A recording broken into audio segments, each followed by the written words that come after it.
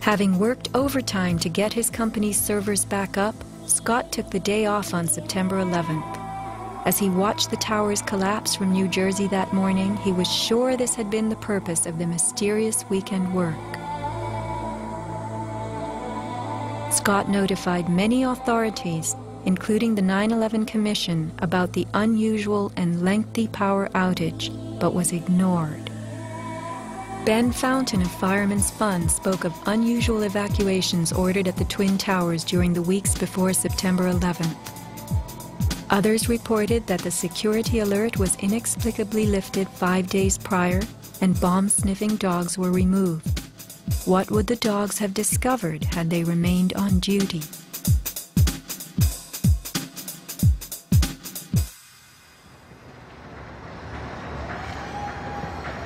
Not long after the disaster, Lower Manhattan saw banners like this one. Although they were idolized as cathedral-like symbols of power and triumph that pierced the New York skyline, the Twin Towers were big money losers for the Port Authority of New York. They cost millions a year to equip with the basics: electricity, water, heat, air conditioning, sewage, and even oxygen, being airtight. As modern communications connected traders from all corners of the globe, tenancy in the Twin Towers continued to drop. The towers presented another problem. Decades ago, their steel beams had been sprayed with fireproof asbestos, a cancer-causing material banned from use in building in the mid-1980s. Although the World Trade Center complex was given several waivers, it was expected to clean up its act. But to remove the asbestos from every supporting beam in the Twin Towers would have been almost undoable. Quotes for this cleanup ran over $1 billion, and no insurance company was willing to bear the cost. An urban renewal project of unfathomable proportions. Given the tower's issues and problems, September 11th proved an unexpected bonanza.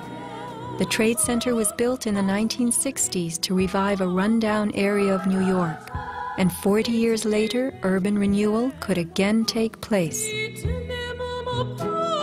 2 white elephants were removed, and a brand new complex is in the works.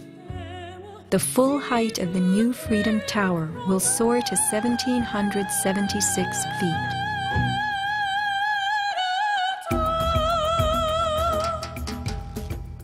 The suffocating dust that engulfed Manhattan was much more than dust. It was pulverized concrete, glass, metals containing lead, mercury, dioxins, benzene, and of course asbestos. None of that was healthy for any living thing. Today, thousands of rescue workers have developed lung cancer and serious permanent health conditions. And the rescue dogs continue to die. What you had was a ground-level municipal incinerator that smoldered for months, burning up the most heavily computerized building in the world.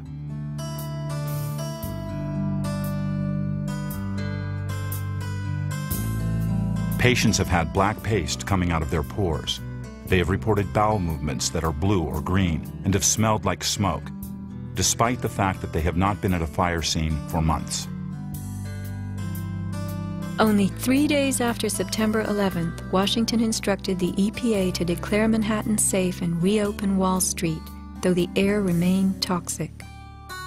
A federal judge is blasting the former head of the Environmental Protection Agency for telling New Yorkers it was safe to return to their homes and offices near Ground Zero soon after the 9/11 attacks.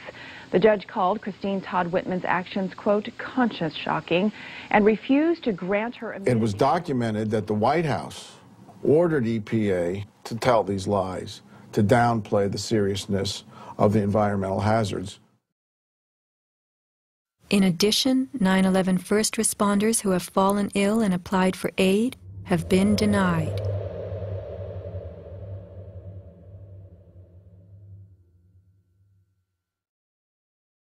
Asbestos plays a part in the myth of why the Twin Towers fell on September 11th. The steel had been sprayed with a lightweight fireproof foam, which, while cheaper, was much less adhesive.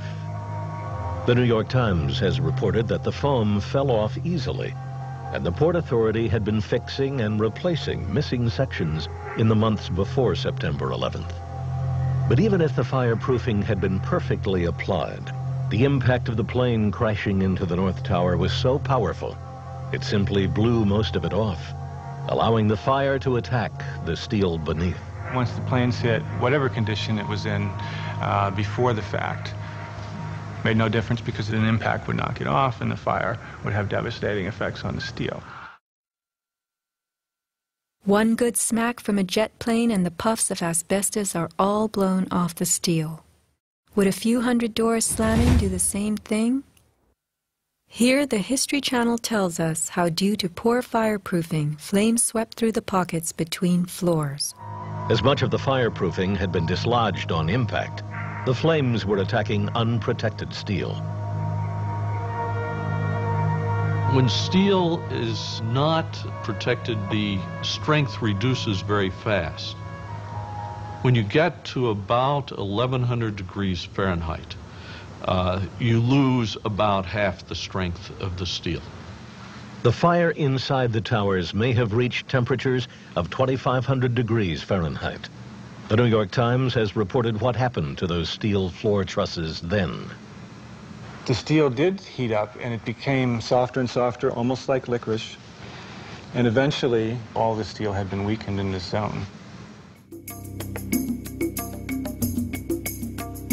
40 years ago, the steel used to build the World Trade Center was certified by Underwriters Laboratories, a global product compliance and public safety guardian.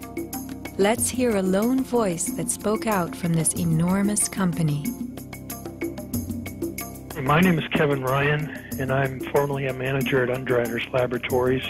I was fired from my job 5 days after sending a letter to a government scientist at the NIST, questioning the report that the NIST had recently released in October of 2004. I wrote this letter because I had serious questions about what I saw in the report. Those questions went back to September of 2001 when UL's CEO came to our location in South Bend. He told our entire staff that the World Trade Center steel had been certified by UL, and he said that we should be proud of how long the buildings had stood. Over the next 2 years, I did some research and found some very disturbing facts, including that the steel had been disposed of in an unprecedented manner. Once I discovered those facts, I sent a written question to UL CEO asking him about these things and what he was doing to protect our reputation as a company. He replied in writing to me that UL did, in fact, test the steel. He talked about the quality of the sample and how well it had performed in the tests. And he said that our company had tested the steel and that it had done beautifully. After that, he asked me to be patient and wait for the NIST report because UL was working closely with them.